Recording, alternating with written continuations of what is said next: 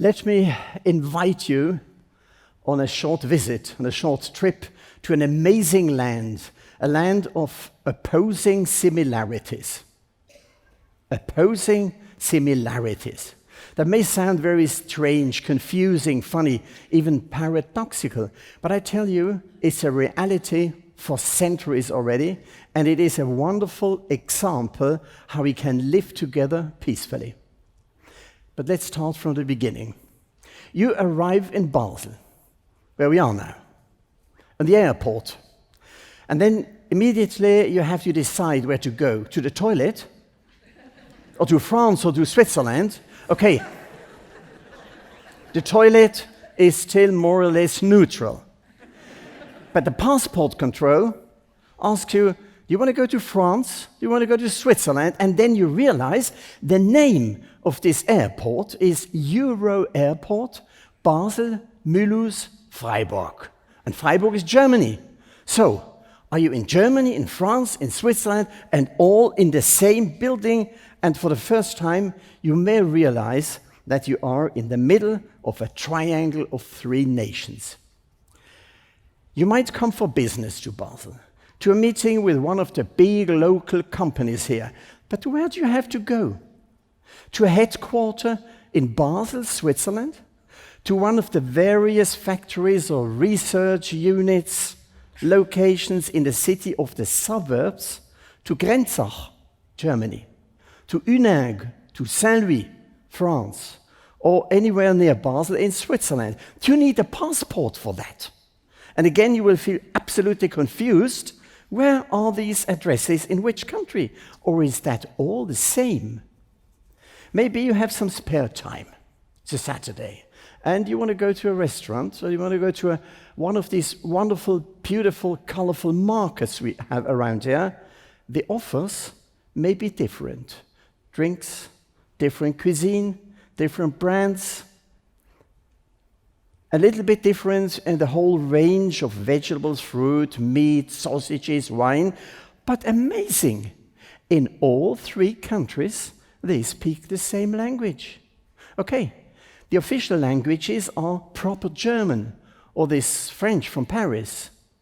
But everybody speaks Alemannic, a German dialect. And once again, you become aware that you are in a perimeter of footpaths in a common land, but in three nations. Okay, of course, all this has its reason in history. There used to be absolutely no limits here. We lived together peacefully in this area. Then came the great world wars, the great wars, and the great politics, again and again and again. Borders for the personal control in the 2-day sense didn't exist until 100 years ago.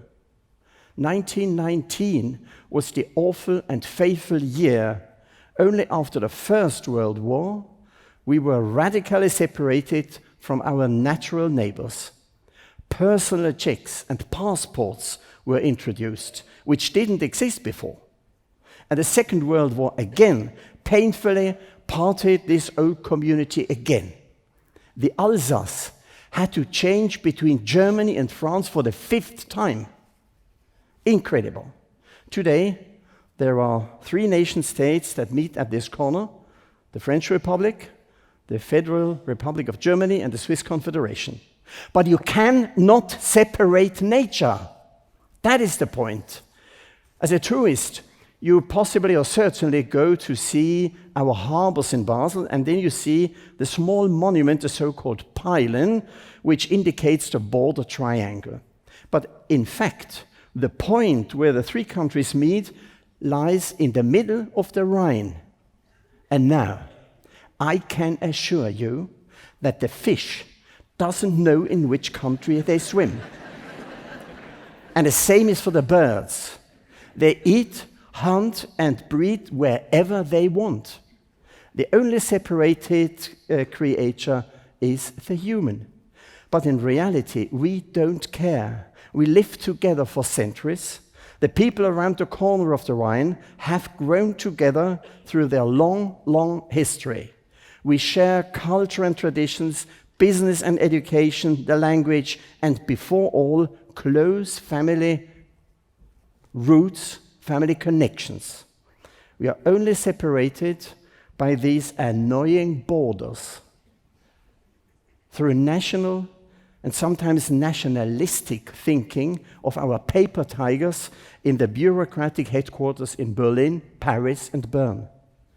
And then there is the European Union, who wants to balance and centralize everything and has very little understanding for regional facts and life, which are really the identity of a people. Let me summarize and come to a conclusion. In his famous speech in 1946 in Zurich, Sir Winston Churchill drew the vision and the idea of a common Europe, the United Nations of Europe, he said. And half a century ago only, Pierre Pflimlin, who is from the Alsace, a citizen of our region, was one of the founding fathers, the founding partners of the European Union. Today, as we all know, this European Union is in a very delicate and very critical phase. Looks for his future. Let these officials from Brussels come to Basel.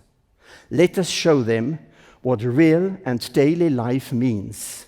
The Regio Trirema, as we call it, in the large perimeter around Basel, is a living example and a model of how borders can be blown up or at least overstepped for a happy, peaceful coexistence that we all long for. Thank you for spreading this message. Thank you.